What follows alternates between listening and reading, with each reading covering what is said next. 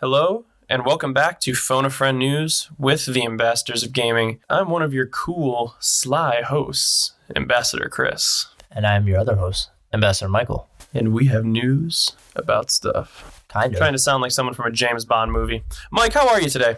I am doing well. I feel good.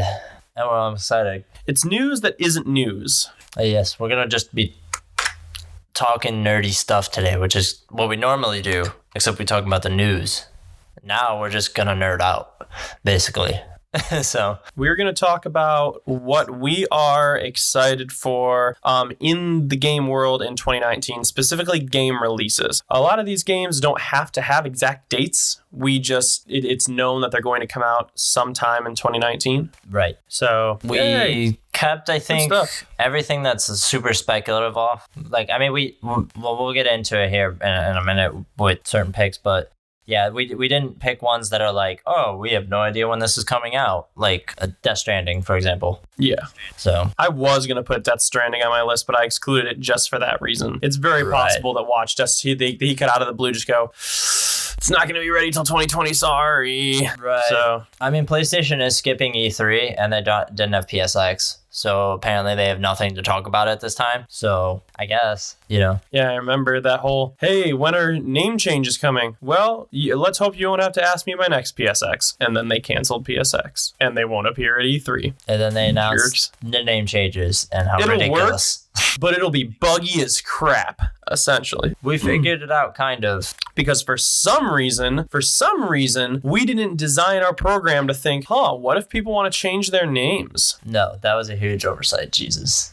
Just every time. Yeah. Terrible. An insane oversight. But hey, why are you the way that you are? Every time I try and do something fun, you come along and make it not that. That's pretty much it. Sony is always like that. So let's get into it, though, because I want to talk about games. So let's do honorable mentions first. Yep, we're going to start with some honorable mentions. My honorable mention. Mike and I talk over each other a lot. Yeah, probably. That's what happens. We also, if you don't know, we use Xbox Live to talk now because my computer is garbage. Yeah. So there's mass lag. Anyways, my honorable mention is Animal Crossing for 2019 for Switch because we don't know anything about it. I feel like putting it as my honorable mention is okay because obviously it's going to be Animal Crossing. I'm sure there'll be some new systems. It'll look pretty, but otherwise it's probably just going to be Animal Crossing again.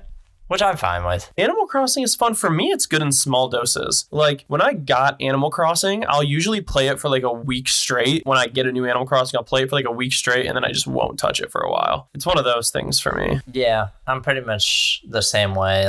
Plant a bunch of trees, and then you forget about the game, and then you come back, and you're like, oh, look, I got all these trees. Wonderful. Or they're all dead. But my fiance, she loves Animal Crossing. She'll be playing that hardcore. Animal Crossing is fantastic, but I've got all the Animal Crossing I need with the villager in Smash. Right. That's all the villagers. Which, by the way, that game is so good. Oh yeah, Smash is great. I've been enjoying myself quite a bit. The online still. Hey, Mike, I'd like to point out who was the person that called all the way back before Smash was even revealed to be in development. Who called that one of the biggest issues would be that Smash's online still wouldn't work? Who was that? You did indeed call that, did you not? Who was that? Yeah, I freaking did. It's almost like Nintendo doesn't know how to create an online ecosystem. I was connected with one person who lives 40 minutes away from me, and there was lag. That's terrible. That's part of the reason why I don't want to play online. 40 minutes away, one person. I'm going to play online and just be annoyed. I was playing with Justin. I don't really want to deal with that. Yeah, I figured. I haven't had a chance to play with him or you guys yet because, he works late. Because you're a loser. Well, he works late, and usually by the time he wants to get on, I'm going to bed. Anyways. You don't work right now. You don't have that excuse. Okay, that's true, I guess. You can't use that excuse. I'm usually going to bed. I'm tired. I like to sleep. What do you want from me? Yeah, I don't care what you are. I'm a college student. I was too. And I stay up and I'm doing some harder. You know what? We're not getting into this. I'm going to go on to my honorable mention. My honorable mention is Halo Infinite. And I'm going to tell you why. When Halo 5 came out, it got some very lukewarm reception. Don't get me wrong. The actual nitty gritty combat system was great. The aiming, the new weapons, that was all good. But the whole battle card system wasn't exactly, I think, the best choice, relying on game modes that you can then buy for real money. Yeah, I didn't like that. It was pretty lame. It was not great. And then, of course, the online was atrocious, to say the least. Even the multiplayer was not very well done. Well, ever since 343 took over. Yeah. Don't get me wrong. I'm looking forward to the story. They pointed out that people like the Master Chief story more than the Locke story. So they say that for story purposes, it's definitely going to focus way more on Master Chief and the Blue Squad, I think is his squad. Right. I don't remember I think it's Blue Squad, but I don't know. You know more than me. And then, of course, we've also got, as you pointed out, they are possibly going the route of games as a service. And that's going to be really interesting for an exclusive. Right. It could be a game because it's not Halo 6. It's Halo Infinite. Yeah. And using a word like infinite. It is Halo 6. They're just giving it It kind of puts me in that mindset, though. All right. I'm gonna break this down for you. When it comes to naming things, the numbers of naming things, I can tell you exactly when it starts to get obnoxious. There's only 4 numbers that you can use where it's not obnoxious. Mm-hmm. And that's 1, 2, 3, and 5. I guess. Why do people not like 4? Because people are like, because 4 is at the point where it's like, oh, okay, this is still kind of going. Yeah. But at least 5 is, a lot of times they try and advertise the fact that the name sounds sleek, like just Halo 5. Yeah, I guess. Stuff like that. After that, numbering gets pretty obnoxious. That's true. So, even Call of Duty stopped at 4. Yeah, I won't be surprised if the Halo after it doesn't have a number either. That could be true. I think they're trying to come up with better names. So, but I want them to do this model right because, 343 took over a series that Bungie thought was done. Yeah, they were done with. So the story is very different. Right. The story is very different now. So, I don't know. And I didn't have a problem with the story of Halo 5. It's just that it was clearly set. It was arc 1, of obviously 2 or 3. I thought, actually, you could argue that Halo 4 was.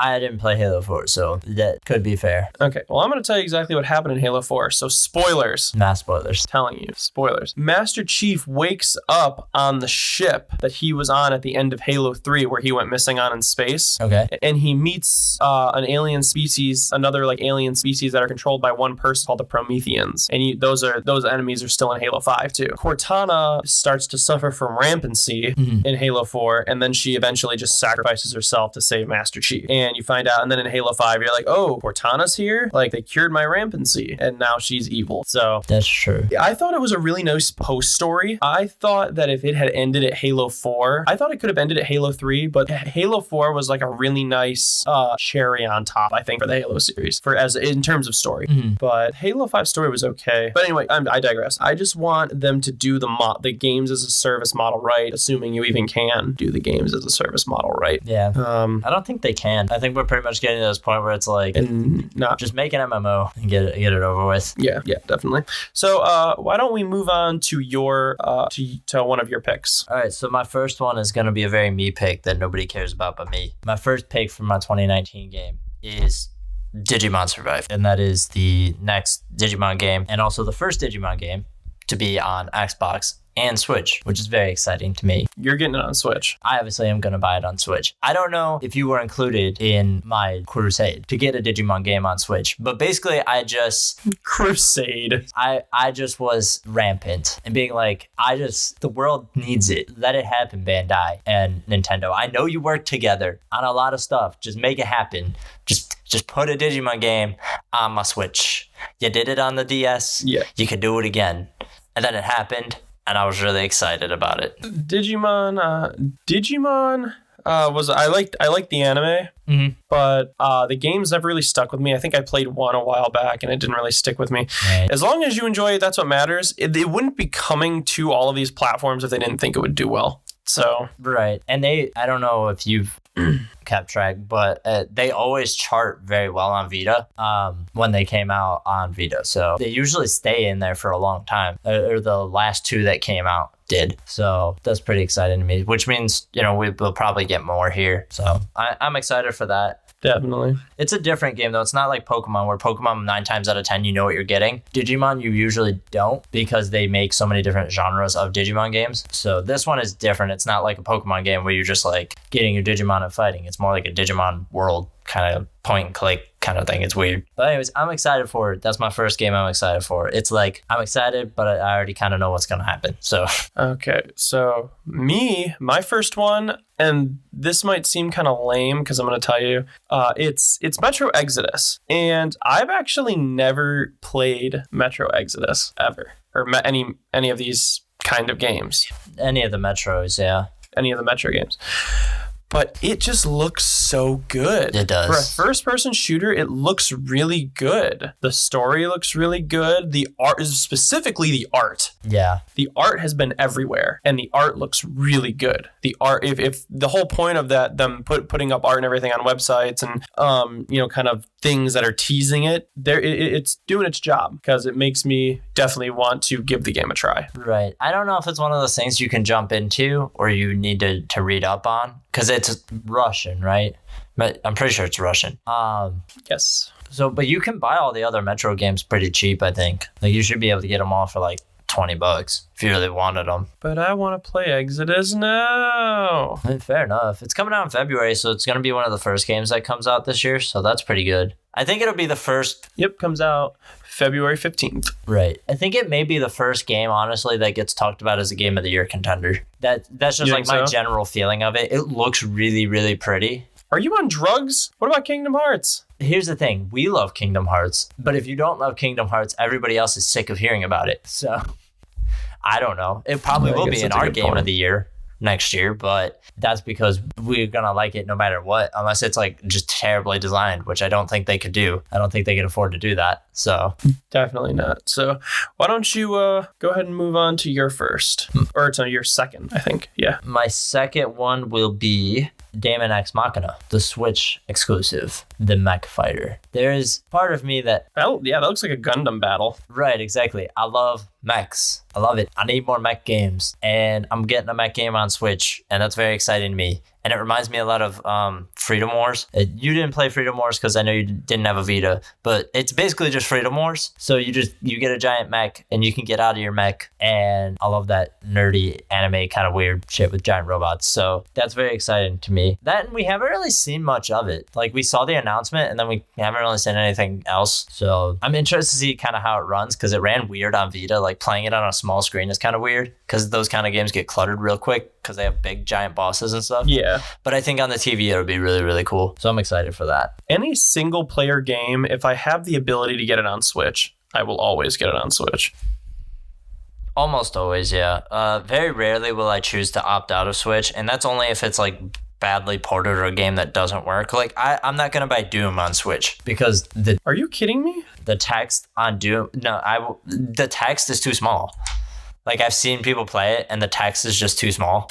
Okay, well, ignoring the text issue, have you seen that the port ran really well? People were concerned that because Doom was kind of the quality that Doom was, people were concerned that it was going to run really poorly on the Switch. Not only did it run really well, they just updated it like a month ago and made it run even better. Really? Yeah. Yeah. I mean, I just don't really feel the need to go back to Doom, but also, like, I don't like the way the controllers feel on Switch. I'm talking for shooting. So, like, that's why I don't play Fortnite on my Switch. I'll give you that. Like, especially the Joy-Cons. I'll give you that. The Joy-Cons are really bad to play shooters with. Like, the Pro Controller is better, but that's why, like, you generally just don't see shooters. It's because they feel weird. Yeah. On Switch. I'm genuinely curious why they didn't. I mean, I guess not putting magnets in those buttons might have saved them some money, but I just don't know why they didn't make those triggers. It doesn't make any sense to me. They made them buttons, right? They're more buttons than they are actual triggers. It's not. They're more buttons. They're just buttons. That's what they are. If you didn't feel the shape, you wouldn't be able to tell the difference between the bumper and the trigger. Right. I don't know. Probably to make it cheaper, because they both have the same depression. I measured it. Did they? That's funny. They have near the same depression. It's just hard to tell because the quote unquote triggers are on a hinge at the edge of the button where the bumpers are on a button directly beneath them. Right. But yes, they depress this basically the same amount. Wow. Yeah, so anyways, that's my point. I don't really like shooters on Switch. Yeah, I can agree with that. But since I'm going to go ahead and move on to mine. And since we were just talking about Doom, my next one is Doom Eternal, especially for the Switch. Right. I'm actually with you on this. Doom, I never played Doom. I know. And that I've been reading such good things about the reboot. When we first started this channel, Mike and I complement each other. Mike plays a lot of the far-flung, out-there games that not a lot of people, or let me rephrase, the games you don't always hear about in the news. Right, like I play weird shit. Like the really popular games. Yeah, where I am definitely the person who will pick up a Call of Duty or will play Smash or Destiny, like things that are talked about. And so we complement each other in that way. So saying that I've never played Doom is really saying something. But it looks good, and I'm very eager to play Doom Eternal. Or I don't know if you saw the Amazon placeholder release date being December 28th in 2018. That's not going to happen. Right. Clearly, we were just talking about that. Like the Amazon does that pretty frequently, where they put up the placeholder dates. But yeah, I think you're going to get it in 2019. From what I'm seeing and what I'm reading is 2019 is the tentative release window. And yeah, I think that'll be about right. If it's not coming in February or spring, you'll probably get it in summer. So, but even then, you'll probably have to wait for a Switch port. Oh yeah. I think Reggie was just talking about this. I don't know if you saw this, specifically in relation to Red Dead. I read it. Yeah. Yes. He was like, we'd love it on the Switch, but Rockstar was unaware of the Switch even being developed at the time they were developing Red Dead, basically, is what he said there, if you haven't read it. And so that seems to be the situation with a lot of these games. And not to, I guess, sound mean or rude to Nintendo, but like the Switch isn't as easy to port to as between Xbox and PlayStation, because Xbox and PlayStation basically run on the same hardware. I don't know what you're saying. It's not rude. The Switch is definitely more unique hardware in comparison to the way a PlayStation or an Xbox runs their games. It's just how it is. Right. And so it takes more time to develop it. And it's like, well, we can push out the PlayStation and the Xbox one right away because we already know how to do that. And there already are, the company that did the Doom port did Wolfenstein. And Wolfenstein turned out pretty well too. And they're going to be porting Doom Eternal too. Right. So that company already has a good idea of how to port Bethesda games to Switch. So I think it'll be more timely this time around. I think you might only have to wait like at most 6 months. I don't even think you'll have to wait that long, honestly. They'll probably want to get it out before holiday. Man, I love Bethesda. I like Bethesda, but also Bethesda been being a pain in the booty lately. I won't lie to you. A lot of game companies are. Yeah, they really are. So yeah, Doom was actually also going to be on my list, but I decided not to like cross-pollinate with yours. But yeah, Mike and I discussed our lists beforehand so that we would make sure that we didn't exactly double up. Right, because we wanted to have like an expansive list that covers a lot of the stuff we're excited for, but also like we don't have like 20 games, so we narrowed it down to 5 each, and we did some cross-pollination here, like Doom. Doom is probably one of my most excited for games. I'm probably going to get that one on Xbox this time around, especially if it's 1X enhanced, because it looked really, really good on PS4, like base PS4. Yeah. So I'm pretty excited to see how it looks on X. Did you hear that? Kind of. Did you choke?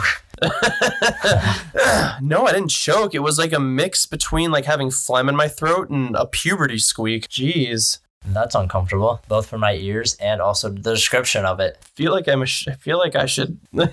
real quick, because I have a lot of dad grunts. You do.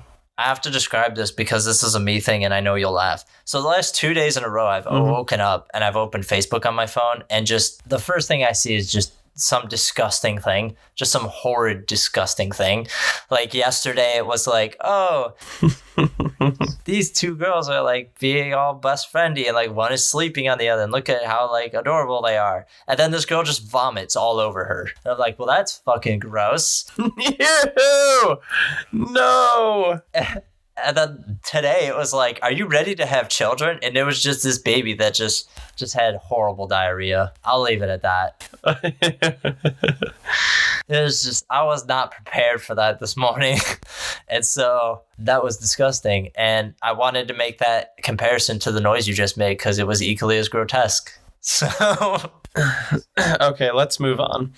So Doom Eternal, I'm definitely excited for that. I will definitely be getting that on the Switch. Even if it didn't run perfectly, I would be willing to sacrifice that, like a lower frame rate or anything, so I could take it with me. That's fair. I like Doom on the big screen because when I played it last, it was very there's a lot going on sometimes, especially near the end of the game. Yeah. So personally, I would rather have it on a big screen, which is probably why I'll end up getting it on Xbox here. But I'm going to move to my next one. I think you and I both will agree on this one. I'm excited for the 2019 mainline Pokemon game on Switch.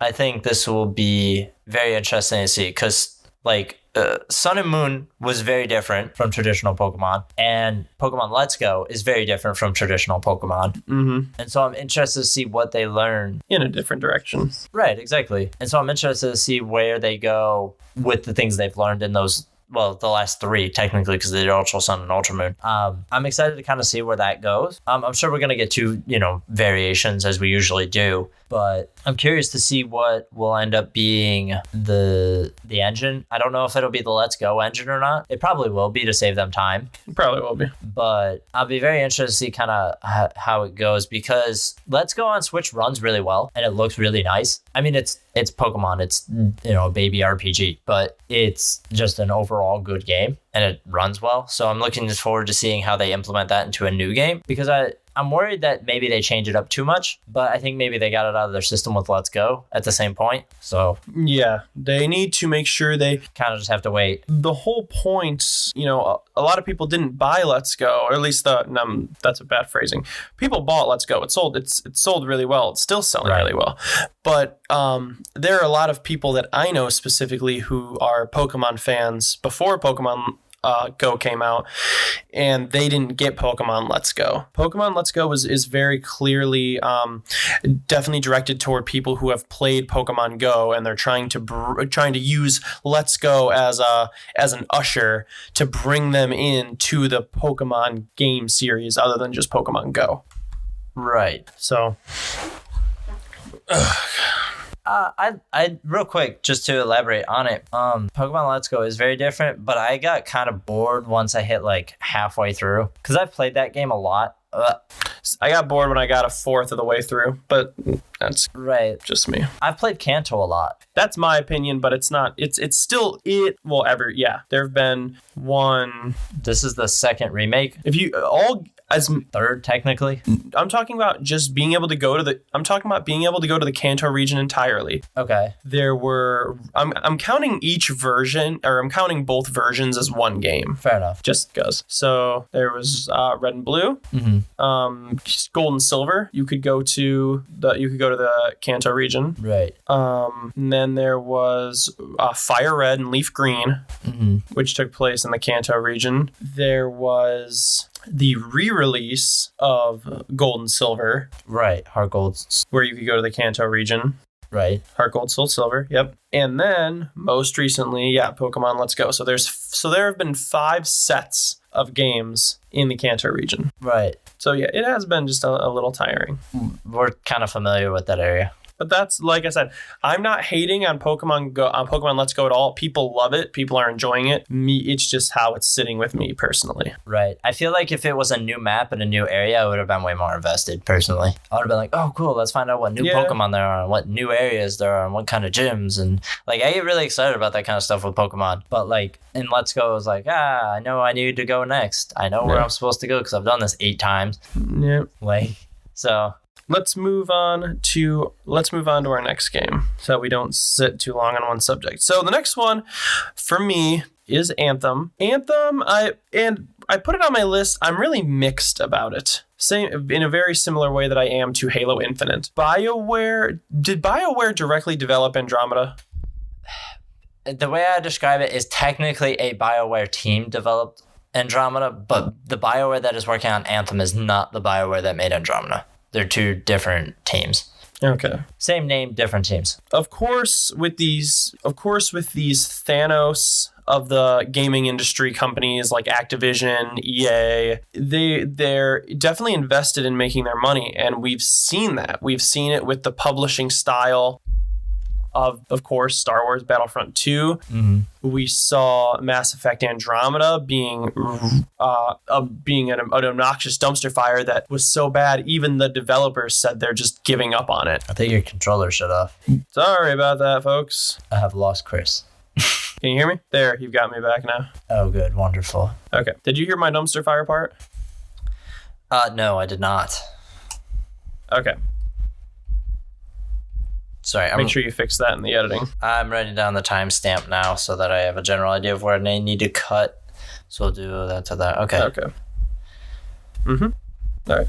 All right, go ahead with your rant. Sorry about that. So, yeah. Oh, go ahead. You may proceed with said rant. Mass Effect Andromeda was such a dumpster fire that even the developers themselves gave up on it because they couldn't fix it. Right. It lasted like a month? Which is pretty embarrassing. That they were like, oh, we're dropping support. I think it lasted a little longer than that. It wasn't very long though. No, they lasted longer than that because they put out a few. They did put out a few update patches. Okay. But every time a new patch would be put in, something else would something else didn't work. So fair enough. The fact that it was really disappointing to see a game company just give up on a game. That's especially for such a fan loved series like Mass Effect. Right. By the way, you were right. To see it. It was in August they stopped doing updates for it. Yeah. So it was a couple months. So, and I'm not saying microtransactions. I'm not going microtransactions are the devil or charging people for things is the devil, because that's just not realistic, unfortunately. There's going to be microtransactions. That's just the way the world is now. You just got to deal with them. The only thing you can worry about is how microtransactions are implemented. And of course, they say Anthem has no microtransactions. No. They're very adamant about it. They don't have any loot boxes. It does have microtransactions. It does have I'm sorry. Costumes and good. cosmetics You're right. and stuff like that, I guess. Yeah, and I don't have a problem with that. The way Overwatch does it, just having things that have nothing to do with gameplay or anything, that's awesome. That's good. Ironically enough, though, some of the skins do change some of the hitboxes of the characters in Overwatch, but that's right for another time. So, and then lastly, of course, we do not want this to follow in the footsteps of Destiny or of the Division 1. Right. The Division 1 had a troubled patch, but it eventually became good. The common thing that's happened to these games is that at the beginning of their game, people blow through the content and then they're bored and pissed off for months. The game needs balancing issues, things like that. And then near the end of its life, about a year and a half in, is when people actually start enjoying it and feel like there's enough content and stuff to really bite into. And the developers really kind of got the hang of what's been happening and what's going on. But then Destiny 2 showed that they didn't learn their lesson at all. They just released the game with the same issue, basically. The game was the base game was worse. Right. The base game of Destiny 2 was worse than the base game of Destiny 1. That's what I'm saying. Like, because even then people had expectations that they were going to fix it. So like our expectations were even higher than they were for Destiny 1. And we did a whole video on that. Right. And the Division figured it out in the same way. They had the same problem. Whereas I think Ubisoft kind of figured it out. I think they have a better idea of what's going to happen because they already laid out their DLC map. They're like, we already know what we need to get ahead of here. And Anthem is kind of like, we have a DLC map too. Here's free DLC. And it's like, okay, that's really cool. But also like, you need to make sure that your base game is worth playing and that the cycle that you get into is worth repeating. Because otherwise it's just going to be a repetitive grind. And that's what I'm worried about. Yeah, we've already gone over the fact that Anthem has a lot of art out, which is nice, but there's really little to no gameplay, and the gameplay that there is all the same location. Right. Somebody did correct us when we made that video that there is a more expansive map that they've shown, but even in the research I've done since then, it's not like they put out a picture of the map, for example. You know what I mean? It's just that there is more to the map than they've shown us. Oh, no. Don't get me wrong. Of course there's more. Of course there's more to the map. I'm sure there is. There'd be no way they could release a game with just that area. Yeah, there's no way. And I'm aware of that. I'm saying we haven't seen it, though, and we haven't seen really anything beyond. I'm not asking to see a whole other area. I'm just asking to have some sort of hint that there's something else other than that area. And the fact that I don't see it is concerning. And the fact they don't want to talk about it is also kind of worrying to me. Like the fact that they don't want to talk about the map size is kind of worrying. Like Breath of the Wild, when they first came out with it, like Breath of the Wild is bigger than Skyrim. You're like, holy crap, that's amazing. But like Anthem is like, like we're just not going to talk about it. And so it's like and they keep kind of like trying to keep their head down and be quiet about things. And it's like they do these streams and stuff now, but when they're streaming, they're only ever showing off customization for characters and like classes. And if they show off gameplay, it's very little, like, and it's still pretty much the same sections that they've been showing. So yeah, I'm a little worried. I think that the gameplay of Anthem is going to be like Destiny, where it's like really, really fun to play, but I don't know for how long. That's why it didn't make my list. Yeah. But I am kind of excited for it, and I hope it learns from the mistakes of others. In several different departments. But why don't we move on to your fourth one? My fourth one may come as a weird surprise for you. Probably not for anybody else. But Rage 2 is on my list. And why is Rage 2 on my list? Because id, the people who made Doom, took their shooting mechanics and gave it to Avalanche, the people who make Just Cause. So I have Doom shooting and Just Cause world building in one game. Do you know how cool that's gonna be? I'm really excited for that, because its shooting mechanics are great. Like I said, we talked about Doom earlier, and how I think Doom was probably the most fun I've had with a shooter in a long time. And I've tried to play Wolfenstein since then, and Wolfenstein is totally not the same game at all. It's very similar in the way that it shoots, but it's a totally different sort of feel. It's way more Call of Duty-esque in terms of like staying back and like hiding behind cover and stuff like that. Yeah. Whereas Rage 2 looks like they took Doom but set it in Mad Max. So I'm very excited for that. The first time I saw it, I was like, this reminds me of Borderlands a lot. So I'm probably going to like this. So I'm looking forward to it. It's also another Bethesda game that made our list.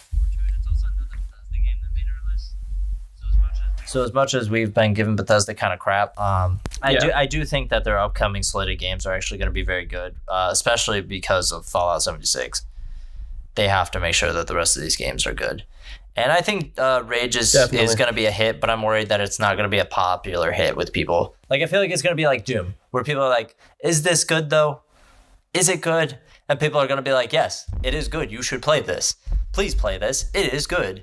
Like, so we'll just have to wait and see. I'll be one of the testers for that because I believe in it. Geez, Mike, are you a little excited to play Rage? You could say. I was going to try to come up with a pun with Rage, but I couldn't do it. Yeah, I was going to say, what was that pause? I was like, what was that pause there? Because it wasn't good. There is no way I can turn this pun into something that makes sense. So I'm just going to let it die. So that was my fourth one.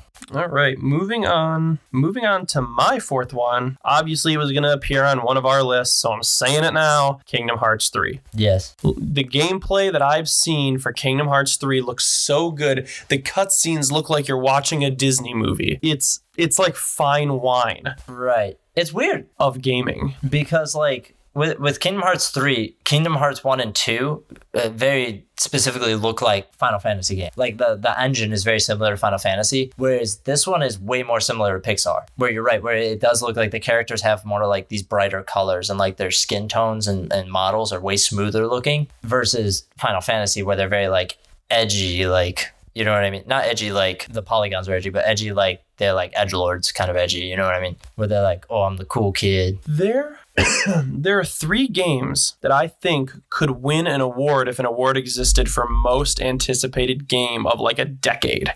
There are a few games I'd put under that category. One of them is never going to come out, which is Half-Life 3. It's not happening. True. They said they don't want to do it. It's not happening. The only 2 games that I think would be worthy of this award would be Kingdom Hearts 3 and the Final Fantasy VII Remake. All right, good. I was hoping you were going to say that.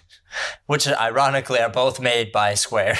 Yeah. These are the only 2 games. Yeah, both made by Square and Enix. But I've never even, this is the thing, I've never even played a Final Fantasy game, and I am aware of how sought after Final Fantasy VII is, the remake. Me and a friend of mine, Adam, he is a Final Fantasy VII evangelist, I would say.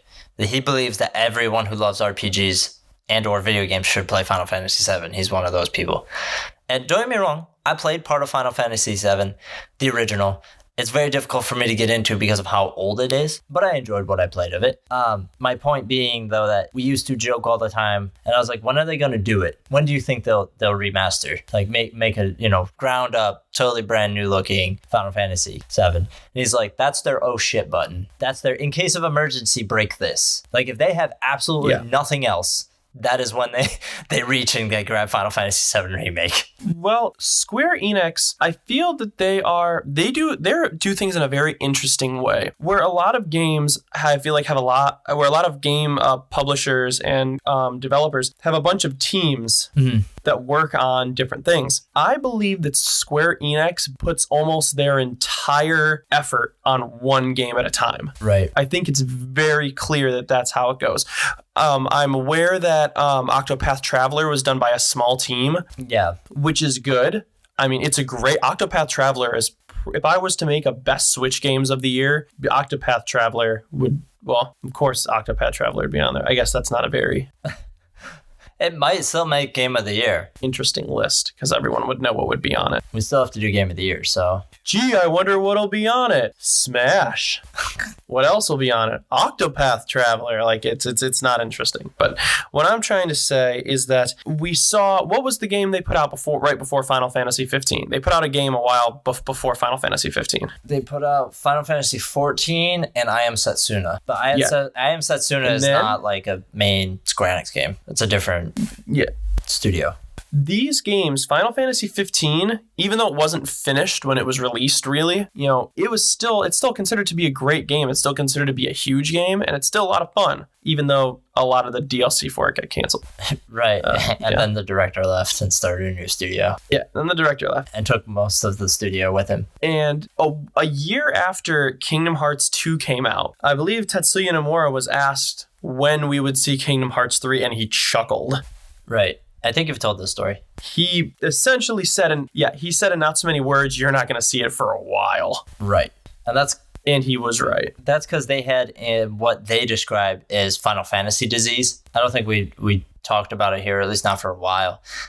They describe Final Fantasy disease as this thing of like, everybody has this conception of what Final Fantasy should be or could be. And so that's why certain parts of the fan base are always upset with them when they release a new one. Especially in the action, when they release it as an action adventure kind of game instead of a turn-based RPG. And yeah, so they had Final Fantasy disease so bad that they made Final Fantasy VII, which again, people say is like one of the best games of all time. Some people do, and have a very hardcore fan base for that. And so ever since then, they were like, we need to make one better. And that's why Kingdom Hearts got kind of thrown to the back burner, because they're like, we have to make a better Final Fantasy than 7. Yeah, Kingdom Hearts 3, even for us gamers, of course, if you know anything about gaming news in the gaming industry, you know that people want Kingdom Hearts 3. But not nearly as many people play the Kingdom Hearts series that play the Final Fantasy series. Right. And Final Fantasy is played quite more. Right, exactly. And they've kind of cross-pollinated now. Like 15 feels a lot like, if you were to remove every aspect of Disney from Kingdom Hearts, it feels kind of like what Kingdom Hearts would be. If you were to, they feel like the same game, basically, is what I'm saying. Like they're pretty similar in the way they feel to play. Like I imagine that if Kingdom Hearts was made for, in quotes, adults, like if it was made like way more edgy and like had an adult based kind of storyline, that's what it would be like, is Final Fantasy 15. So they share a lot of DNA now, and I think that's why Final Fantasy fans get mad, because they don't really like Kingdom Hearts that much. So it's weird. Yeah, so Kingdom Hearts 3 is... I'm sorry, I'm stretching. My back is really sore. I was in a car for 7 hours yesterday, so bear with me here. Kingdom Hearts 3 is within sight. It's not just within sight. It's right around the corner. And the trailers just make it keep looking better and better and better. I am so excited for Kingdom Hearts 3. We're not going into that. We're just doing our top 10. You should go look that up, though. You should go look that up. Yeah. So, fun stuff. Moving on to Mike's final pick. My final game. This one was kind of hard because like I have a lot of games I'm really like excited for, but there's also a lot of games that don't have tentative release dates. So I've gone with the one that does, and one that I think matches my level of excitement. Mostly because it's so different. My last pick is Days Gone, and I think that's because it's been a while since I played a zombie game. And I think between Resident Evil Remake 2, which comes out like in January, that I am excited for, obviously. But I don't play zombie games often, so having 2 zombie games in the same year will be nice, I think. But Days Gone seems so different from what we've seen in zombies. And I just really hope it's good because they pushed it out of the way of all those other games in February. If you like zombies, why don't you just play Red Dead or Metal Gear Survive?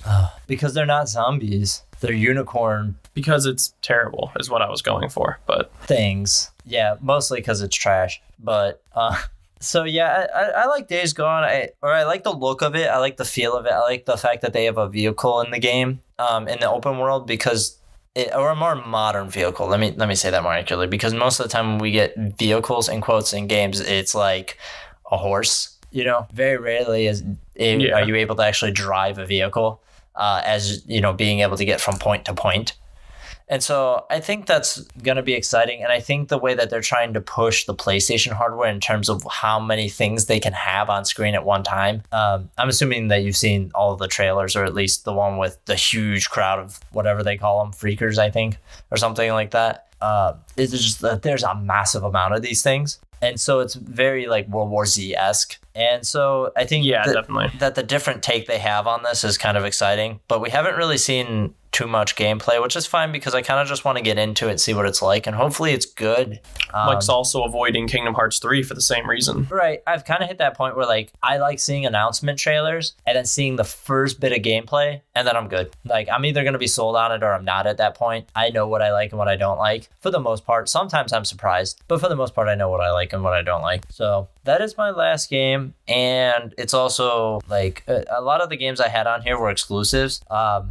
Originally, but I think that was the one I needed to whittle it down to the most because it's the most one I'm excited for, and probably the only PlayStation, or at the moment, the only PlayStation exclusive we have a release date for.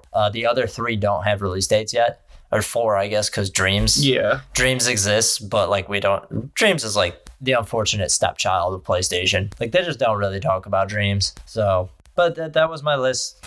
That sounds kind of sad. It is sad because Dreams looks cool. The unfortunate stepchild. It just the phrase just sounded sad. Oh yeah, that was my intent. My intent was for us to feel sympathy for Dreams. And so my last game. By the way, aside from what Mike said about trying to pick games back and forth, this list has no bearing on our order of what we're most excited for. It's just we just wanted to go back and forth. Right. There's no bearing on being more excited for the first than the last. Yeah. And so the last member of my list is the Resident Evil 2 remake. Originally, I was not going to include remakes because sometimes I think that they're not always done that great, or that the game's nostalgia from playing it back in the day doesn't exactly follow through the exact same way.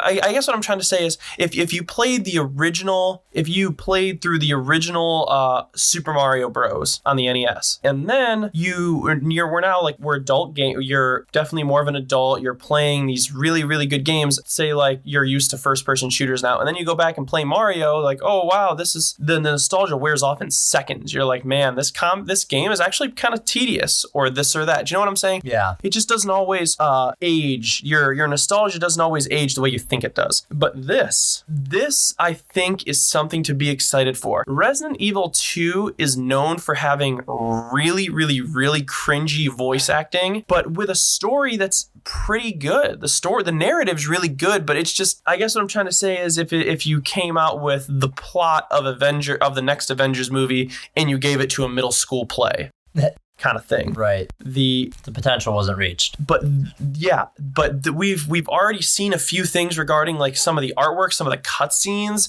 There's entirely new voice acting. Mm-hmm. Obviously, we can assume that the combat is definitely going to be, they've learned things from Biohazard. Right. From Resident Evil Biohazard. Right. It definitely won't just be a shoot 'em up. It'll definitely be, you have to think, you have to pace yourself. I think it's really something to be excited for. Yeah, it's a ground up remake. And it's also, Yeah.